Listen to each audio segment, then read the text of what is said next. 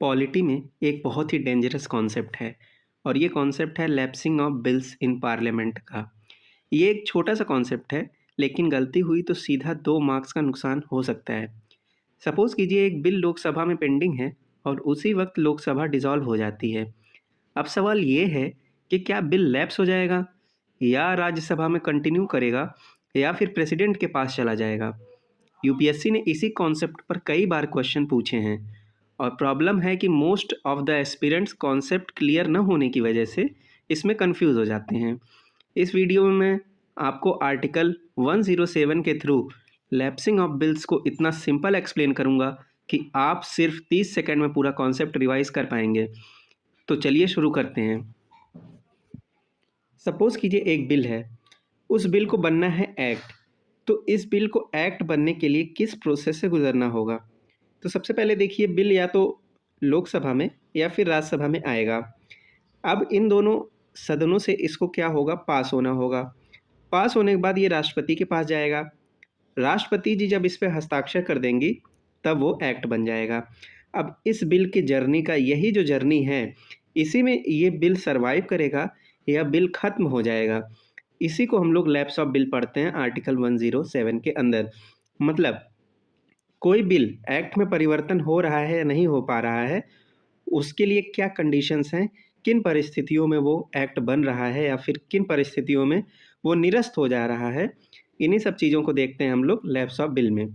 तो ये है क्या, इसका मतलब क्या है? इसका मतलब सिंपल है कि किसी लेजिस्लेशन का लोकसभा जब डिसॉल्व हो जाती है, मतलब अब इस दोनों हाउस में से अगर मान लीजिए कोई एक हाउस नहीं है, क्योंकि आपको पता है राज्यसभा परमानेंट हाउस है और लोकसभा डिसॉल्व हो गई, तो अब इस बिल के पास क्या, इसके पास क्या ऑप्शन मौजूद हैं, क्या ये एक्ट में बन पाएगा या नहीं बन पाएगा, इन्हीं सब चीज़ों को हम लोग इसमें पढ़ेंगे। तो लोकसभा भंग होने पर विधानों की वैधता का समाप्त हो जाना ही क्या कहलाता है? Lapse of bill. अगर आपको पॉलिटी ऐसे ही आसान रूप में समझना है तो चैनल को सब्सक्राइब ज़रूर कर लीजिएगा। तो चलिए देखते हैं वो कौन कौन से कंडीशन है जिस कंडीशन में कोई बिल लैप्स हो जाता है। तो सबसे पहला कंडीशन देखते हैं कि bill originate in Lok Sabha and pending in Lok Sabha. इसका कहने का क्या मतलब होता है कि बिल को इंट्रोड्यूस किया गया है लोकसभा में डिस्कशन भी हुआ है, लेकिन अभी पास नहीं हुआ है। मतलब वो डिस्कशन स्टेज पर लोकसभा में ही है, इंट्रोडक्शन भी लोकसभा में हुआ है और डिस्कशन भी वहीं पर चल रहा है, लेकिन पास नहीं हुआ है। अब आप सोचिए ऐसे केस में क्या होगा, लोकसभा डिसॉल्व हो गई, तो अब जब लोकसभा में ही वो बिल है और लोकसभा ही नहीं रही तो वो बिल क्या रहेगा? वो बिल तो रहेगा नहीं, तो वो बिल क्या हो जाएगा? लैप्स हो जाएगा। दूसरा केस देखते हैं कि लोकसभा में बिल पारित हो गया है लेकिन अभी राज्यसभा में लंबित है। यहाँ कहने का मतलब ये है कि लोकसभा में बिल लाया गया, लोकसभा में डिस्कशन हुआ, लोकसभा ने उसे पास किया और किसको भेज दिया? राज्यसभा को भेज दिया। अब राज्यसभा में पेंडिंग का क्या मतलब है कि राज्यसभा अभी भी उसको क्या कर रहा है? डिस्कस कर रहा है, मतलब चर्चा के अधीन है, अभी उस पर डिस्कशन हो रहा है, वोटिंग नहीं हुई है।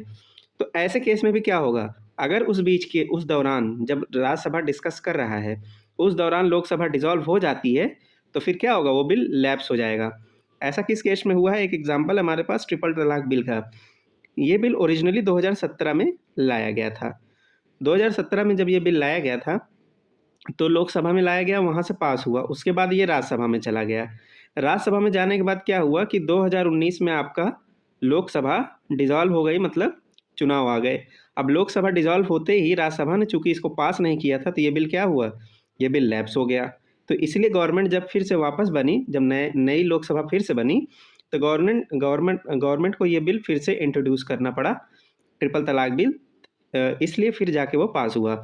तो ये चीज़ याद रखिएगा, अगर लोकसभा से पास होकर के राज्यसभा में गया है तो भी वो बिल अगर राज्यसभा ने पास नहीं किया है तो लैप्स हो जाएगा। थर्ड कंडीशन देखते हैं।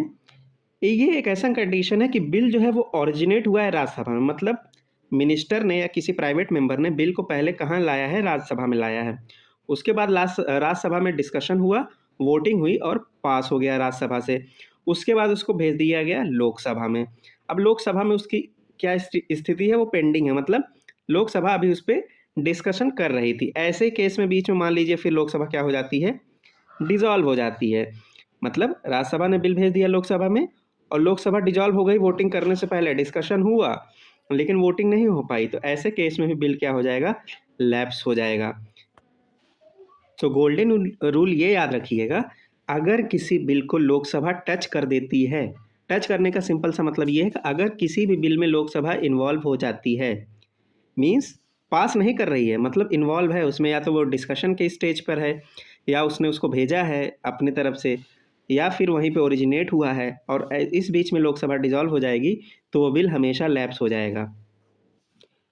तो अगर अभी तक लैप्सिंग ऑफ बिल का कॉन्सेप्ट क्लियर हो रहा है तो वीडियो को लाइक कर दीजिए, इससे मुझे पता चलता है कि आपको ऐसे कॉन्सेप्ट वीडियो हेल्पफुल लग रहे हैं।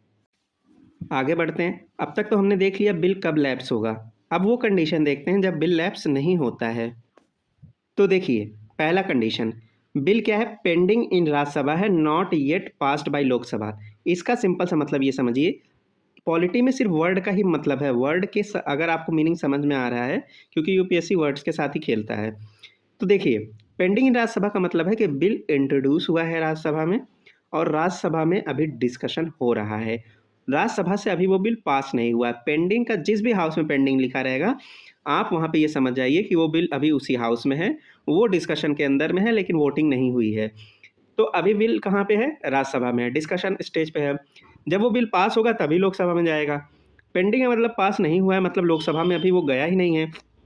तो लोकसभा में जब गया नहीं है, तो लोकसभा ने उसे टच नहीं किया है, लोकसभा का अभी इसमें कोई रोल नहीं रहा है, तो ऐसे केस में अगर लोकसभा डिसॉल्व हो जाती है तो बिल क्या होगा, लैप्स नहीं होगा, बिल आपका जीवित रहेगा, वो कभी खत्म नहीं होगा। दूसरा सिचुएशन देखते हैं कि बिल को क्या किया है, दोनों हाउस ने पास कर दिया है, लेकिन वो प्रेसिडेंट के पास भेजा गया है और अभी प्रेसिडेंट के एसेंट के लिए पेंडिंग है, मतलब राष्ट्रपति की स्वीकृति अभी नहीं मिली है। ऐसे केस में आप जान रहे हैं, अगर दोनों हाउस से बिल पास हो गया है और बिल प्रेसिडेंट के पास चला गया है और लोकसभा डिसॉल्व हो जाती है, तो उससे उस बिल पे कोई फ़र्क नहीं पड़ेगा। प्रेसिडेंट उसको कभी भी साइन कर सकते हैं, उनके लिए कोई टाइमलाइन नहीं है, और वो बिल कभी ख़त्म नहीं होगा। तो इसलिए ये बिल भी हमेशा जीवित रहेगा, ये बिल ख़त्म नहीं होगा। बाद में जब दूसरी नई लोकसभा बनेगी, अगर वो सपोज़ कीजिए जो गवर्नमेंट ने पहले लाया था वो बिल, उसकी उसको छोड़ के दूसरा गवर्नमेंट बन जाता है, तो वो दूसरी गवर्नमेंट चाहेगी तो वो उस बिल को बाद में पार्लियामेंट में रिपील कर सकती है, लेकिन वो बिल कभी ख़त्म नहीं होगा, राष्ट्रपति उस पे साइन कर देंगे तो वो एक्ट बन जाएगा। थर्ड सिनेरियो देखते हैं, और ये थर्ड सिनेरियो बहुत इंपॉर्टेंट है। इसमें क्या है कि पास तो दोनों हाउस ने कर दिया है, लेकिन प्रेसिडेंट ने उसको रिकंसिडरेशन के लिए भेज दिया है। जानते ही हैं राष्ट्रपति के पास 3 ऑप्शन होते हैं, उसको एसेंट दे सकते हैं, विदहोल्ड कर सकते हैं, या फिर रिकंसिडरेशन के लिए भेज सकते हैं। अब सपोज़ कीजिए रिकंसिडरेशन के लिए भेज दिया उन्होंने, और उसी बीच में लोकसभा क्या हो गई, डिसॉल्व हो गई, भंग हो गई। ऐसे केस में क्या होगा, क्या वो बिल जीवित रहेगा या खत्म हो जाएगा? वो बिल जीवित रहेगा। जो नई लोकसभा बनेगी, उसके ऊपर ये दायित्व रहेगा कि वो रिकंसिडरेशन के लिए जो प्रेसिडेंट ने भेजा है, उसको वो हाउस में ले और उस पे फिर से डिस्कशन करे और उसको पास करे। वो बिल निरस्त नहीं होगा। नई लोकसभा आएगी, उस बिल पे जो-जो पॉइंट प्रेसिडेंट ने लिख के भेजे हैं कि इस पे आपत्ति है, उस पे डिस्कशन होगा और वोटिंग की जाएगी फिर से, वो बिल लैप्स नहीं होगा। तो इसे ज़रूर याद रखिएगा, ये बहुत इंपॉर्टेंट पॉइंट है, यहाँ पर आप अक्सर बच्चे कन्फ्यूज़ कर जाते हैं। अगला सिनेरियो है, और ये one of the most important scenario है, समझ लीजिए। इस पे क्वेश्चन आएगा तो अक्सर फंस जाते हैं लोग, ये मोस्ट इम्पॉर्टेंट है, समझ लीजिए। क्या है ये कि जॉइंट सिटिंग के ऊपर अब ये सिनेरियो बन गया है। सपोज़ कीजिए एक बिल आया, किसी भी हाउस में आया, उस हाउस से पास होकर के दूसरे हाउस में गया। अब दूसरे हाउस में क्या हुआ, उसने उस बिल के ऊपर असहमति उससे हो गई, मतलब क्या हो गया, डेडलॉक की कंडीशन आ गई। अब डेडलॉक को हटाने के लिए प्रेसिडेंट क्या करते हैं, प्रेसिडेंट बुलाते हैं किसको, जॉइंट सिटिंग को बुलाते हैं। अब सपोज़ कीजिए जॉइंट सिटिंग प्रेसिडेंट ने बुलाई बिफोर लोकसभा डिसॉल्यूशन, मतलब लोकसभा भंग होने से पहले ही जॉइंट सिटिंग का नोटिफिकेशन प्रेसिडेंट ने इशू कर दिया। तो तो ऐसे केस में क्या होगा, ऐसे केस में जो नई लोकसभा बनेगी, वो और राज्यसभा दोनों जॉइंट सिटिंग करके उस बिल को पास करेंगे, मतलब वो बिल लैप्स नहीं होगा। ये चीज़ याद रखिएगा। इसमें सबसे इम्पोर्टेंट बात क्या है कि जब दोनों के बीच में डिसएग्रीमेंट हुआ, डेडलॉक की कंडीशन आई, और प्रेसिडेंट ने डिसॉल्व होने से पहले ही नोटिफाई कर दिया जॉइंट सिटिंग, ऐसे केस में क्या होगा, फिर जब नई लोकसभा आएगी, वो और राज्यसभा दोनों मिल करके उस बिल को डिस्कस करके पास करेंगे। लेकिन कंडीशन अगर रिवर्स हो जाए, रिवर्स इन द सेंस कि लोकसभा डिसॉल्व हो जाए और उसके बाद प्रेसिडेंट नोटिफाई करे जॉइंट सिटिंग को, तो ऐसे केस में वो बिल क्या हो जाएगा, लैप्स हो जाएगा, तब बिल जीवित नहीं रहेगा। बिल जीवित तभी रहेगा जब डिसॉल्यूशन के पहले नोटिफिकेशन आया हो। अगर डिसॉल्यूशन के बाद नोटिफिकेशन आएगा तो बिल लैप्स हो जाएगा। ये बहुत इंपॉर्टेंट पॉइंट है, इसको ज़रूर याद रखिएगा, यूपीएससी ने इस पे क्वेश्चन भी पूछा है। तो फाइनली आपको क्या चीज़ें याद रखनी है, कॉन्सेप्ट क्लियर होने के बाद आपको माइंड में ये बना के रखना है सबसे पहले कि कोई बिल लैप्स नहीं होगा एडजर्नमेंट या प्रोरोगेशन की वजह से। मतलब कोई 2 सेशन के बीच में टाइम जो है प्रोरोगेशन, उसकी वजह से कोई बिल लैप्स नहीं होगा, या फिर कोई सिटिंग एडजर्न की गई है तो उसकी वजह से बिल लैप्स नहीं होगा। कहाँ पे मेंशन्ड है? आर्टिकल 17 में ही ये मेंशन्ड है, 107 में ही। दूसरी बात, जैसे मैंने बताया, अगर लोकसभा किसी बिल को टच कर देती है, टच करने का देखिए मतलब क्या है, अगर लोकसभा ने उसको पास किया है या उसको होल्ड किया है या फिर कमेटी के पास भेजा है, ये चीज़ भी ध्यान रखिएगा। अगर लोकसभा में कोई बिल इंट्रोड्यूस हुआ, डिस्कशन के दौरान में उसको सेलेक्ट कमेटी या जॉइंट कमेटी जेपीसी के पास भेज दिया गया, ऐसे उसके बाद लोकसभा डिसॉल्व हो जाती है, तो भी ये बिल क्या हो जाएगा, लैप्स हो जाएगा। वो जेपीसी के पास हो या किसी भी कमेटी के पास हो, अगर लोकसभा डिसॉल्व हुई तो बिल क्या हो जाएगा, लैप्स हो जाएगा। 100% बिल सेफ कब रहेगा, जब सिर्फ राज्यसभा के पास ही हो बिल, राज्यसभा में इंट्रोड्यूस हुआ हो, राज्यसभा ने डिस्कशन कर रहा हो, वोटिंग नहीं किया हो, ऐसे केस में वो 100% सेफ रहेगा।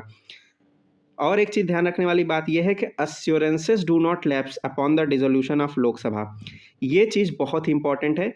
ये इतना टेक्निकल पॉइंट है कि इसके बारे में बहुत सारे लोगों को नहीं पता होगा, और अगर ऐसा क्वेश्चन आ जाएगा तो आप ज़रूर गलत कर देंगे। तो इसको ध्यान से समझते हैं। सपोज कीजिए एक मेंबर ऑफ पार्लियामेंट है और एक मिनिस्टर है।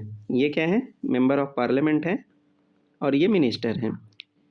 लोकसभा में हो या राज्यसभा में हो, इससे कोई मैटर नहीं करता। इन्होंने एक क्या किया, क्वेश्चन पूछा इनसे। क्वेश्चन सपोज कीजिए इन्होंने पूछा कि उत्तर प्रदेश के किसी पार्टिकुलर एरिया में कितना जल जीवन मिशन के तहत नल का कनेक्शन दिया गया। ये क्वेश्चन इन्होंने पूछा।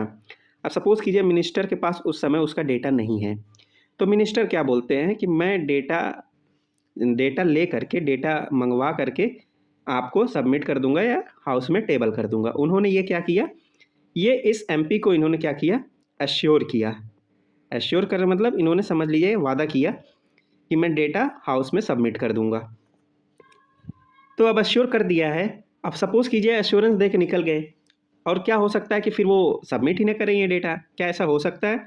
जी नहीं, ऐसा बिल्कुल नहीं हो सकता है। हमारे पार्लियामेंट में है एक कमेटी ऑफ अश्योरेंस, ये इस तरह की एक कमेटी है।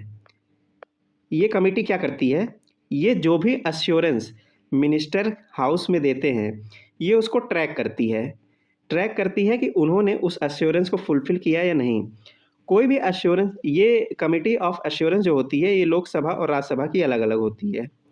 लोकसभा में इसमें 15 मेंबर होते हैं और राज्यसभा में इसमें 10 मेंबर होते हैं। और याद रखिएगा, मिनिस्टर किसी भी कमेटी का मेंबर नहीं होता है। तो ये कमेटी क्या करती है, जो भी minister assurance floor of the house दे करके आते हैं, ये उसको ट्रैक करती है कि फुलफिल किया गया है या नहीं किया गया। कितने टाइम के अंदर इनको फुलफिल करना होता है, तो इनके पास सिर्फ 3 महीने होते हैं। 3 महीने के अंदर मिनिस्टर ने उसको हाउस में टेबल करना होता है। अगर मान लीजिए 3 महीना बीत गया तो क्या होगा, तो ये कमेटी ऑफ एश्योरेंस क्या करेगी, उस पार्टिकुलर मिनिस्ट्री के सेक्रेटरी को बुलाएगी। सेक्रेटरी को बुला करके उनसे जवाब मांगेगी कि आखिर ऐसा क्यों हुआ कि एश्योरेंस का अभी आपने टेबल नहीं किया। तो फिर वो उनका जवाब देंगे। तो लैप्सिंग में ये होता है कि अगर किसी, ये जो एश्योरेंस मिनिस्टर ने फ्लोर ऑफ द हाउस दिया है, सपोज कीजिए एश्योरेंस दे दिया और उसके बाद लोकसभा डिसॉल्व हो जाती है, तो ये एश्योरेंस जो दिया है ये कभी लैप्स नहीं होगा। ये एश्योरेंस हमेशा क्या रहेगा, सर्वाइव करेगा। मतलब जो नई लोकसभा आएगी, उसकी जो नई मिनिस्ट्री बनेगी, उसको वो डेटा जो ये मांगा गया है वो टेबल करना ही पड़ेगा। ये लैप्स नहीं होता है। तो ये चीज़ बहुत ही ध्यान में रखिएगा कि एश्योरेंसेस क्या होते हैं। एश्योरेंसेस आपके कभी भी लैप्स नहीं होते हैं। तो assurances do not lapse upon the dissolution of Lok Sabha. ये बहुत इंपॉर्टेंट पॉइंट है, इसको याद रखिएगा। तो अब देखते हैं यूपीएससी ने किस टाइप के क्वेश्चन इसमें पूछे हैं। तो 2013 में यूपीएससी ने क्वेश्चन पूछा कि will consider the following statement regarding a bill pending in the parliament of India. A bill pending in the Lok Sabha lapses on dissolution, मतलब कि कोई बिल अगर लोकसभा में लंबित है तो उसके विघटन के बाद वो क्या हो जाएगी, निरस्त हो जाएगा। दूसरा, अ बिल पास्ड बाई लोकसभा और pending in Rajya Sabha lapses on dissolution. तीसरा बोला है, अ bill passed bye Rajya Sabha and pending in Lok Sabha lapses on dissolution. तो अब आप देखिए कि इसका आंसर आप लोग कमेंट बॉक्स में दीजिए कि आप लोग पढ़ने के बाद इसका आंसर दे पा रहे हैं। तो फ्रेंड्स, ये वही तीनों कंडीशन है जो हमने लैप्सिंग ऑफ बिल में पढ़ा कि कब कब बिल लैप्स होता है। तो ये तीनों कंडीशन वही हैं। लोकसभा में पेंडिंग है तो भी डिसॉल्व और लैप्स हो जाता है। लोकसभा ने पास किया, राज्यसभा में पेंडिंग है तो भी लैप्स हो जाता है। राज्यसभा ने पास किया, लोकसभा में पेंडिंग है तो भी लैप्स हो जाता है। तो इसका आंसर हो जाएगा ऑप्शन डी, तीनों करेक्ट हैं। अच्छा, आप लोग एक कमेंट बॉक्स में आंसर दीजिएगा, अगर कोई बिल लोकसभा ने अमेंडमेंट के साथ, सपोज कीजिए राज्यसभा ने पास किया और लोकसभा ने उसमें कुछ अमेंडमेंट करके वापस बिल राज्यसभा को भेजा और उस बीच लोकसभा डिसॉल्व हो गई, तब आप बताइए कि वो बिल क्या होगा, लैप्स होगा या नहीं होगा। तो इसका आंसर कमेंट बॉक्स में दीजिए। नेक्स्ट क्वेश्चन देखिए, 2024 में आया क्वेश्चन है, अभी हाल ही फिलहाल में आया है। With reference to Indian parliament consider the following statement. A bill pending in Lok Sabha lapses on its dissolution. A bill passed by Lok Sabha and pending in Rajya Sabha lapses on dissolution. A bill in regard which the President has notified its intention to summon a joint sitting of the House lapses on the dissolution of the Lok Sabha। तो इसका answer आप लोग सोचिए, comment box में दीजिए। क्या आप लोग इस क्वेश्चन का आंसर दे पा रहे हैं? अगर नहीं दे पा रहे हैं तो आप लोग कॉन्सेप्ट को एक बार फिर से रिवाइज कर लीजिएगा। तो फ्रेंड्स, नेक्स्ट वीडियो हम लोग मोशंस और रेजोल्यूशंस के बारे में जानकारी लेंगे कि दोनों में क्या डिफरेंस है और इनसे रिलेटेड कैसे क्वेश्चन यूपीएससी पूछता है। अगर आप ऐसे ही ट्रिकी कॉन्सेप्ट क्लियर करना चाहते हैं तो चैनल को ज़रूर सब्सक्राइब कर दीजिए और अपने ग्रुप में शेयर भी कर दीजिए। और अगर आपकी कोई राय है तो कमेंट बॉक्स में ज़रूर दीजिए।